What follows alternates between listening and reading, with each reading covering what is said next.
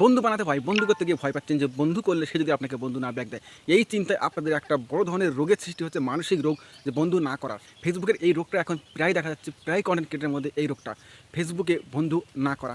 তো আসুন আজকে আমরা কিন্তু আপনাদের সামনে নিয়ে আসব সেই ভিডিওটা, যে ভিডিওটার মাধ্যমে আপনারা একে অপরের সঙ্গে বন্ধু হতে পারবেন। তো আসুন আজকে আমরা দেখি কি করা যায় আর আমরা কীভাবে একে অপরের সঙ্গে বন্ধু নিতে পারি। তো প্রত্যেকটা বন্ধুদেরকে আমরা বলি, প্রত্যেকটা বন্ধু যারা কাজ করছেন অ্যাক্টিভভাবে, অবশ্যই কিন্তু সবার সঙ্গে সবার কাজ করতে হবে। আমরা কিন্তু সবার সঙ্গে আছি, আপনার সাথেও আছি। তো আপনি যখন দেখবেন বন্ধুরা যখন কাজ করছে সঠিকভাবে, তো একটি পরিবার বেঁধে আপনাকে বন্ধু করতেই হবে। আপনি যদি বন্ধু না করেন, আপনাকে কেন বন্ধু করবে? আপনি জেদ ধরে বসে আছেন আর সেও জেদ ধরে বসে আছে যে আপনি আগে বন্ধু করবেন, পরে সে বন্ধু করবে, আর একই জেদ আপনিও ধরে বসে আছেন।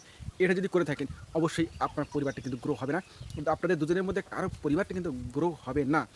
এই জায়গা থেকে আপনাদেরকে বেরিয়ে আসতে হবে, বেরিয়ে এসে কাজ করতে হবে সঠিকভাবে। আসুন আজকে আমরা একে অপরের পরিবারে গিয়ে যুক্ত হব, নিঃস্বার্থভাবে যুক্ত হব। আপনি যদি 10টা পরিবারে যুক্ত হন, সেখান থেকে 5 থেকে 7জন বন্ধু কিন্তু আপনাকে অবশ্যই ব্যাক দেবে। আর বাকি যারা থাকবে তারা অবশ্যই, আপনি তাদের ভালো ভালো ভিডিও বানান, কন্টেন্ট করুন, আর তাদের পরিবারে গিয়ে বেশি বেশি করে লাইক করুন আর রিয়াকশন দিয়ে আসুন তাদের পোস্টে। একসময় না একসময় তারাও আপনার বন্ধু হয়ে যাবে। তো এইভাবে কিন্তু আমরা একে অপরের সঙ্গে বন্ধুটা করব। আর আপনারা যারা আছেন, যারা দেখছেন, যারা কাজ শুরু করেছেন, অবশ্যই এই কাজগুলো করতে হবে। কাজগুলো সঠিকভাবে না করলে, মন দিয়ে না করলে এখান থেকে কিছু করা যায় না। তো আপনাদের উদ্দেশ্যে একটা কথা বলবো, আপনার যদি এই ধরনের কোনো কিছুতে ভয় হয়, অবশ্যই আমার লাইভে আসবেন। আমি লাইভ প্রোগ্রাম যখন করব, লাইভ প্রোগ্রামে আসলেই আমি তাদের আগে বন্ধু করব, পরে আপনারা আমাকে বন্ধু করবেন যদি ভয় থাকে। আর এই রোগটা কিন্তু ফেসবুকে এখন সবার মধ্যে হয়ে গেছে।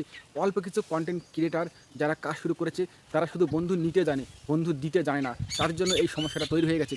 এই ভুল ধারণাটা আমাদেরকে ভাঙাতে হবে আর সঠিকভাবে কাজ করতে হবে, সঠিক নিয়মে কাজ করতে হবে।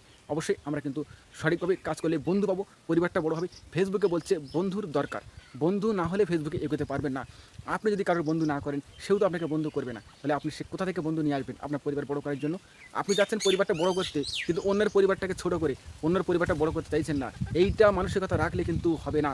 মানসিকতা রাখতে হবে একসাথে এগিয়ে যাওয়ার। আপনি মুখে বলছেন একসাথে এগিয়ে যাবো, সাথে আছি, পাশে আছি, কিন্তু কারো বন্ধু করছেন না, শুধু বন্ধু নিয়ে যাচ্ছেন আর নতুন নতুন বন্ধুদেরকে টোপ হিসেবে ব্যবহার করছেন। তাদেরকে টোপ দিয়ে তুলে আনছেন আপনার পরিবারে, তাদের পরিবারে আপনি যুক্ত হচ্ছেন না, তাদেরকে আপনি টোপ হিসেবে ব্যবহার করছেন। এইগুলো করলে কিন্তু হবে না, পরিবার কোনো দিনই বড়ো হবে না। যখন বন্ধুরা বুঝে যাবে যে আপনি বন্ধু করছেন না, যারা ছিল তারাও কিন্তু আপনার পরিবার থেকে বেরিয়ে আসবে, আর আপনার পরিবারে আর কেউ কিন্তু যুক্ত হবে না। তো আসুন সঠিক নিয়মে বন্ধু করি, সঠিক নিয়মে কাজ করি।